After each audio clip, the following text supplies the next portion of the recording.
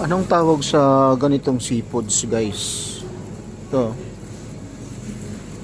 Parang anong tawag dito? Parang mukhang ipis eh. Yun o.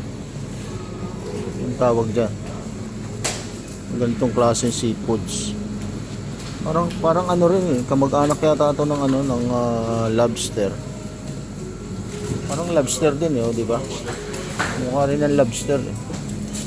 Siguro magpinsan. Magpinsan siguro to. Pinsan ng lobster. O baka tiyahin. Ganda eh, di ba? Sarap din kaya to. Pero mukhang puro balat eh. Ano kayang makakain dito? Puro balat lang yung mga nakaano. Ito, lalaki ng hipon ngayon, no?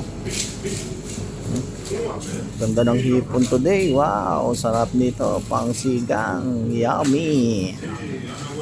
Oh, tapos may crabs din. Oh, ayan, mga ka-seafoods lover. Pili-pili na ng mga gusto ninyo.